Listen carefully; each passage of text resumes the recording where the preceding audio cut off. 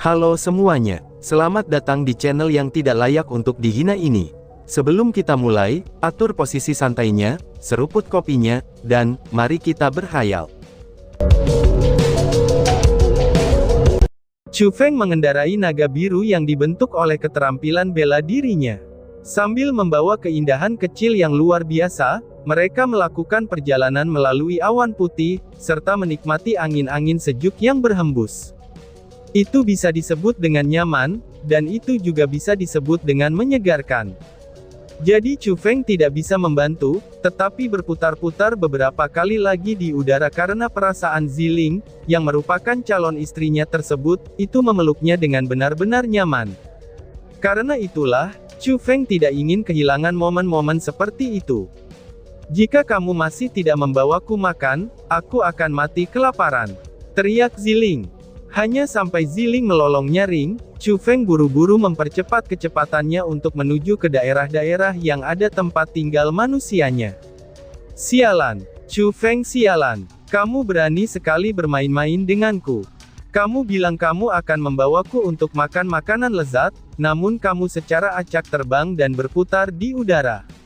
Matahari hampir terbenam, tetapi aku belum melihat kamu menemukan kota. Aku benar-benar akan mati kelaparan, teriak Ziling. Siapakah Ziling itu? Dia adalah wanita khusus yang lahir dengan agung. Jadi dengan cacat sekecil apapun seperti lapar, maka amarahnya pun akan datang. Karena pada saat itu, tangannya yang putih pucat dan ramping tidak lagi jujur memeluk Chu Feng. Kedua tangannya tampak seperti tang, itu saat tangan Ta dengan gila mencubit berbagai bagian tubuh Chu Feng untuk melampiaskan amarahnya. Aduh, istriku, maafkan aku. Ketika aku melihat hari yang indah dengan cuaca yang cukup bagus, aku jadi ingin, teriak Chu Feng. Kamu masih berani berbicara, balas Ziling. Aduh, udah, lihat noh, ada desa di depan. Bagaimana kalau kita pergi ke sana untuk makan? Teriak Chu Feng. Terserah. Saat ini selama aku memiliki sesuatu untuk dimakan, itu akan baik-baik saja. Karena aku sudah tidak ingin merasakan kelaparan, balas Ziling. Dia benar-benar tidak dapat menerima penyiksaan Ziling, jadi Chu Feng tidak mau repot-repot menemukan restoran yang layak di sebuah kota.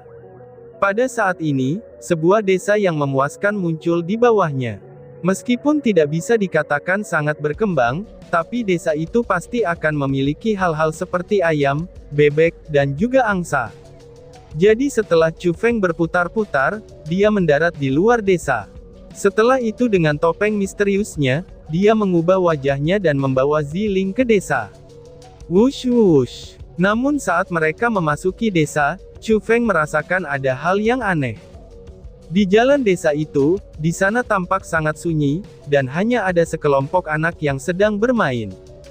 Bahkan jika sesekali mereka melewati beberapa orang tua, mereka tampak tertekan dengan kepala menunduk. Sedangkan bagian yang paling pentingnya adalah, bahwa dengan kekuatan pendeteksiannya yang tajam, Chu Feng dapat mendengar beberapa isak tangis yang saat ini datang dari beberapa rumah.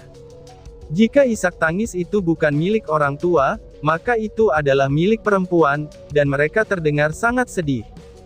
Chu Feng, sesuatu pasti telah terjadi di sini. Tiba-tiba saja Ziling berbicara. Ini sudah jelas, dia yang bahkan memiliki kekuatan era spiritual yang lebih tajam, itu sudah bisa merasakan kelainan di desa ini.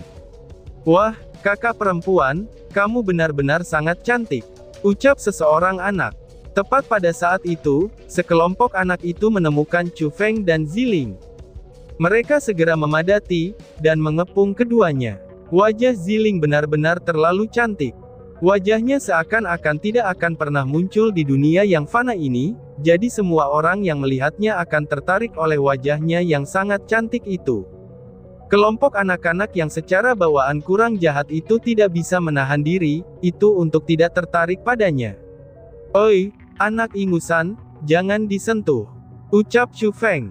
Chu Feng yang melihat seorang gadis dengan wajah penuh ingus, tangan penuh ingus, dan mulut penuh ingus, itu segera mengulurkan tangannya yang ditutupi dengan ingus, yang ingin menyentuh rok berwarna ungu Ziling. Hal itu membuat Chu Feng marah. Bahkan dia tidak berani menyentuh Ziling tanpa malu-malu, tetapi anak yang kotor itu dengan berani melakukannya. Bagaimana mungkin Chu Feng bisa menanggungnya? Tidak, ini sangat menakutkan. Seketika saja Chu Feng dengan menyesal berteriak. Karena suaranya terlalu keras, dan itu menakutkan kelompok anak-anak tersebut. Chu Feng, itu tidak masalah. Jika pakaiannya kotor kamu hanya tinggal mencucinya saja, dan itu akan baik-baik saja. Jangan menakuti kelompok anak-anak ini. Ucap Ziling sambil tersenyum manis, lalu dia benar-benar memeluk gadis itu dengan wajah yang penuh ingus itu dan bertanya. Nona kecil, siapa namamu? Tanya Ziling. Aku biasa dipanggil Arya, jawab gadis kecil itu. Setelah gadis kecil dengan ingus menghapus ingus di wajahnya, dia berbicara sambil tersenyum. Maka dapat dilihat, bahwa dia sangat bahagia. Kakak perempuan, aku biasa dipanggil Gou Sheng, ucap anak kecil laki-laki. Tepat pada saat itu, seorang anak lelaki yang lebih kotor dari gadis ingus itu segera muncul. Dia bahkan tanpa malu-malu membuka lengannya, dan dia ingin Ziling memeluknya. Dia bahkan tidak bertanya padamu, jadi mengapa memberitahukan namamu? Ucap si bocah gendut. Seorang anak gemuk melirik bocah yang kotor itu, dan dengan sangat jelas bahkan dia yang merupakan sahabat bocah yang kotor itu, dia juga tidak tahan melihat tindakannya yang tak tahu malu ini. Tidak masalah apakah kamu bertanya padaku atau tidak, aku biasa dipanggil Gou Sheng. Kakak perempuan, aku juga ingin pelukan dari kakak, balas bocah kotor itu. Setelah bocah lelaki itu dengan sengit mengembalikan tatapan tajam pada si gendut kecil, dia tanpa malu menerkam ke arah Ziling. Kamu bisa pelukan dengan kentut. Kembali ke rumahmu, dan temukan ibumu untuk dipeluk, ucap Chu Feng. Chu Feng tiba-tiba menjulurkan kakinya, kemudian menendang pantat anak kecil itu, dan melemparkannya 1 meter jauhnya. Mungkin untuk gadis-gadis kecil ini akan baik-baik saja bagi Chu Feng, tetapi anak lelaki itu bahkan ingin memanfaatkannya. Karena bagi Chu Feng, bocah itu seharusnya tidak memikirkannya. Chu Feng, kelompok anak-anak ini benar-benar sangat imut, ucap Ziling. Ziling sangat menyukai kelompok anak-anak kecil yang berusia sekitar 5 atau 6 tahun itu, dan dia sangat senang ketika bermain dengan kelompok anak-anak kecil yang kotor ini. Melihat penampilannya, sepertinya dia sudah lupa dengan perutnya yang lapar. Apakah kamu suka anak-anak? Aku juga suka kok, ucap Chu Feng sambil tersenyum jahat. Lalu setelah itu ia melanjutkan kepada Ziling. Istriku, kapankah kita harus punya anak? Tanya Chu Feng. Percayalah padaku, jika kamu ingin mati, maka coba saja, balas Ziling. Cahaya ungu menyala di mata Ziling, dan seketika Chu Feng langsung mundur selangkah dari ketakutannya, lalu berkata sambil tersenyum. Hehehe, aku hanya bercanda kok, tetapi istriku, aku merasa cara berpikir kamu ada benarnya juga. Kami masih sangat muda, dan tidak akan terlambat untuk memiliki anak atau hal seperti itu di masa depan, ucap Chu Feng. Mendengus. Ziling melengkungkan bibirnya, dan dengan dingin mendengus. Pada hari-hari ini, dia secara bertahap terbiasa dengan ketidakberdayaan Chu Feng. Arya, Gou Sheng, coba lihat apa ini, ucap Chu Feng. Tiba-tiba saja, Chu Feng memiliki pemikiran yang cerdas. Dia mengambil 10 manik-manik spiritual dari kantong penyimpanannya. Benda ini benar-benar memiliki jumlah yang tak terhitung dari hal-hal itu, yang berada di pemakaman Dewa Api dari Sekte Dewa Api pada saat itu. Tapi karena mereka sangat tidak berguna, itu dikarenakan energi spiritual yang dikandungnya terlalu rendah, sehingga mereka tidak terlalu berguna untuk Chu Feng. Tetapi meskipun hal-hal itu tidak membantu kultivasi terlalu banyak, mereka adalah mata uang yang paling umum dan yang paling banyak digunakan. 1 manik-manik spiritual saja sudah cukup bagi rakyat jelata untuk hidup kaya, itu selama beberapa generasi tanpa khawatir tentang makanan atau pakaian, apalagi jika mereka ingin memakan ikan dan daging untuk dimakan. Jadi pada saat itu, Chu Feng dengan santai mengumpulkan beberapa manik-manik itu. Alasannya adalah untuk menghindari kekurangan uang untuk membayar orang, itu ketika mereka makan di luar sana. Setelah semua, hal-hal memalukan seperti itu memang pernah terjadi sebelumnya pada Chu Feng. Selain itu untuk rakyat jelata yang normal, bahkan jika Chu Feng mengeluarkan hal-hal seperti manik-manik mendalam atau manik-manik asal, mereka mungkin tidak perlu mengenalinya. Tapi sebaliknya, manik-manik spiritual benar-benar memiliki efek terbaik. Wah, kakak, kelerengmu sangat cantik. Bisakah kamu memberikannya pada Arya? Ucap si Arya. Aku juga menginginkannya kak, ucap yang lainnya. Kakak, berikan mereka pada Gou Sheng. Aku akan mengambil gelas kelereng untuk ditukarkan dengan gelas kamu. Ucap si Gou Sheng. Melihat manik-manik spiritual yang dipenuhi dengan cahaya, bintang-bintang kecil langsung muncul di mata anak-anak itu, dan mereka benar-benar berpikir bahwa manik-manik spiritual adalah kelereng kecil yang mereka mainkan. Akan tetapi, bocah yang paling tak tahu malu adalah anak kecil yang kotor bernama Gou Sheng. Dia benar-benar telah mengambil selusin kelereng yang berantakan dan rusak itu dari sakunya, lalu dia ingin mengambil kelereng yang kotor, jelek, rusak, serta berantakan itu untuk manik-manik spiritual Chu Feng. Karena kalian semua kurang pengalaman, maka izinkan aku untuk memberitahu kamu tentang hal ini. Sebenarnya ini bukanlah kelereng yang sering kamu mainkan. Ini adalah manik-manik spiritual. Mereka adalah sebuah harta, jadi mereka sangat berharga, ucap Chu Feng menjelaskan. Kakak, berikan harta ini padaku. Arya benar-benar menyukai mereka. Ucap gadis ingusan yang ada di pelukan Ziling, itu sambil mengulurkan tangannya dan ingin meraihnya. Kakak, berikan satu untukku. Apakah itu tidak akan berhasil, jika aku mengambil ini untuk ditukar dengan salah satu milik kamu? Ucap anak kotor yang tak tahu malu itu, sambil mendorong marmer yang ia ambil dari celananya ke arah Chu Feng. Jika kamu menginginkannya, maka baiklah. Tapi ada satu syarat. Kakak dan kakak perempuanmu ini belum makan sepanjang hari. Orang tua siapa yang bisa membuat makanan yang paling lezat? Sambut kakak laki-laki dan perempuan ini untuk makan, maka kelereng spiritual ini akan menjadi milik mereka. Kata Chu Feng. Dan ketika kata-kata Chu Feng diucapkan, semua anak-anak terdiam. Mereka melemparkan tatapan kagum dan iri pada gadis ingusan yang bernama Arya. Hahaha, ini hebat. Kelereng manik-manik spiritual ini adalah milikku. Ucap si Arya. Memang benar Arya sangat bersemangat, sehingga dia segera melompat turun dari pelukan Ziling. Dan ketika dia melompat-lompat, dia juga berteriak. Hidangan yang dibuat ibuku adalah yang paling enak. Dia tahu cara membuat apapun, dan itu yang paling membangkitkan selera di desa kami. Kakak laki-laki dan kakak perempuan, pulanglah bersama Arya. Aku akan memberitahu ibu aku untuk membuat makanan yang paling lezat, ucap si Arya. Saat dia berbicara, Arya berlari ke arah rumahnya. Melihat itu, Chu Feng dan Ziling Sekura mengikutinya. Lingkungan keluarga Arya tampaknya tidak buruk. Setidaknya dalam hal berada di desa kecil ini, itu dianggap sebagai keluarga yang cukup makmur. Ibu Arya juga sangat ramah. Setelah mengetahui bahwa Ziling dan Chu Feng belum makan, dia buru-buru mulai memasak kelezatan untuk Chu Feng dan Ziling. Meskipun mereka semua hanya hidangan desa saja, tapi harus dikatakan juga bahwa karya Ibu Arya benar-benar bagus. Setidaknya, itu jauh lebih baik daripada binatang buas yang dipanggang Chu Feng. Setelah matang, Ziling dan Chu Feng makan dengan selera yang tinggi. Terutama untuk Ziling, dia makan dengan rakus, sehingga bisa dilihat bahwa gadis itu benar-benar kelaparan. Tetapi harus dikatakan juga, bahwa kecantikan itu adalah keindahan. Chu Feng benar-benar terpesona melihat Ziling, karena tidak peduli seberapa banyak serigala yang dia makan, dan ketika orang melihatnya, mereka masih akan merasakan kelucuan. Kakak perempuan, kamu benar-benar cantik seperti Dewi. Ucap si Arya.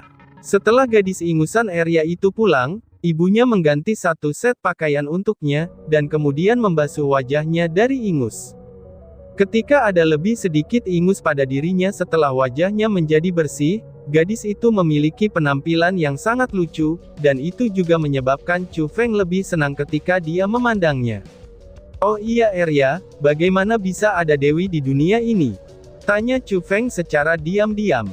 Tidak memiliki budaya, itu benar-benar menakutkan. Karena di dunia, itu hanya ada kultivator. Bagaimana mungkin ada seorang dewi?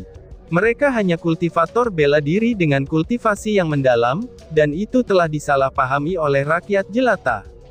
Warga yang belum berkultivasi sebelumnya, itu suka menyebut para kultivator sebagai dewa atau dewi. Dan lebih singkatnya di mata mereka, orang-orang dengan kultivasi tinggi adalah dewa. Misalnya adalah Chu Feng dan Ziling. Jika mereka menunjukkan kultivasi mereka, kemungkinan Arya akan percaya bahwa mereka adalah dewa. Tentu saja ada. Jika mereka bisa terbang, mereka adalah dewa.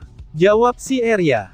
Arya mengerjapkan mata besarnya yang tidak memiliki kejahatan, dan kemudian berdebat dengan Chu Feng.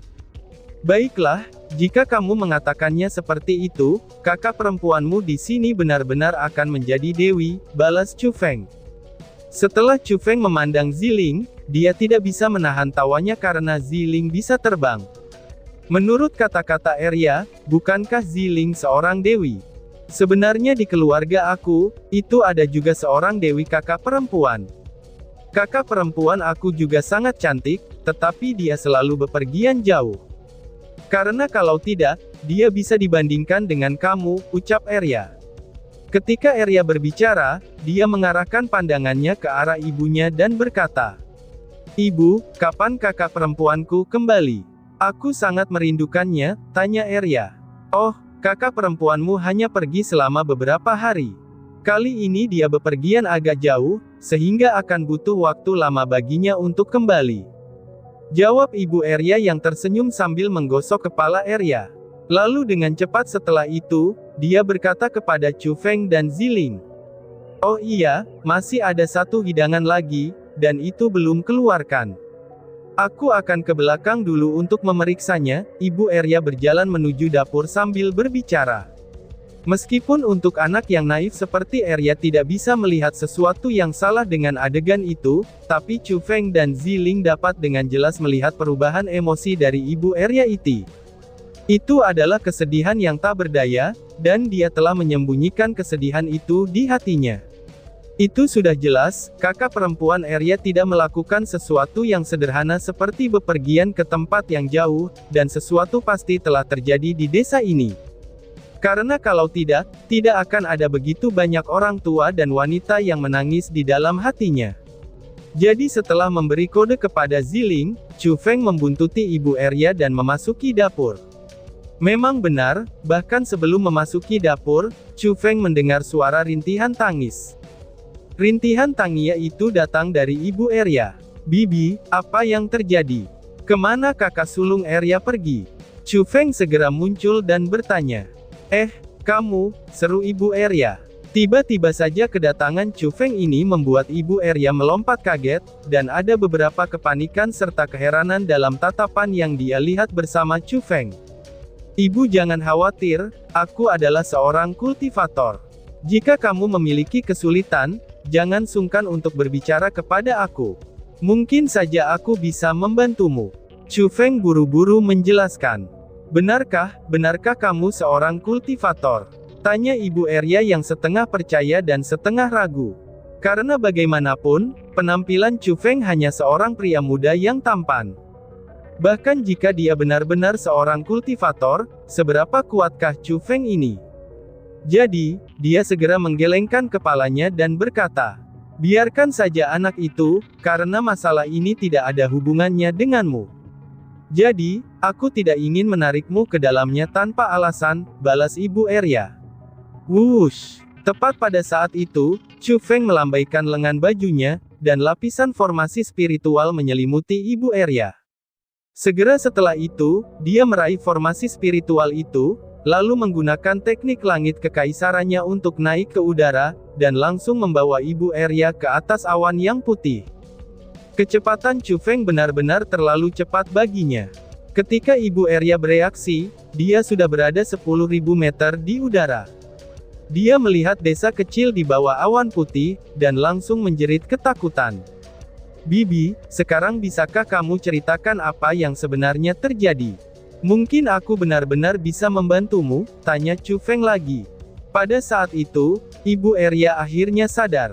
Jadi Chu Feng bisa berjalan di udara, dan itu adalah Chu Feng yang membawanya ke udara.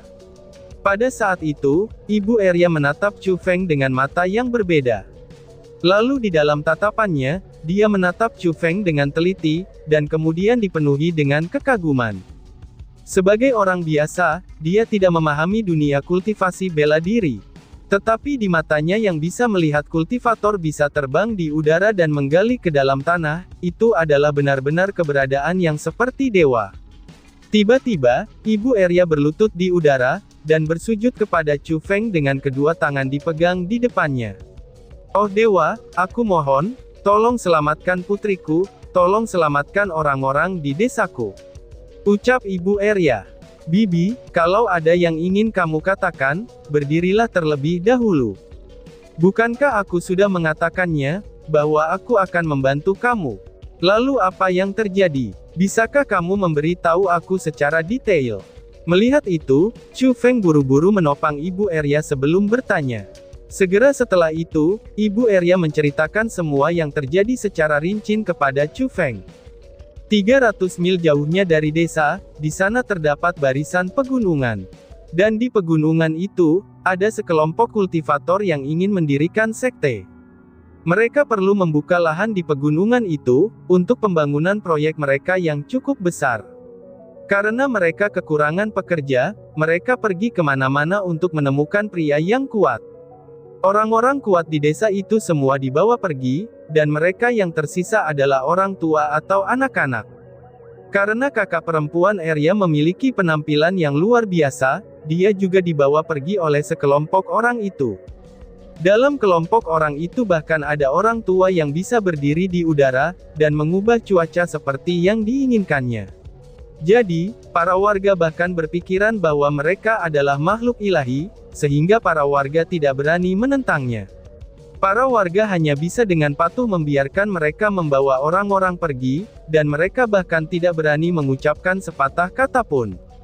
Dan tiba-tiba saja bersambung. Sekian dan terima kasih banyak. Bye-bye.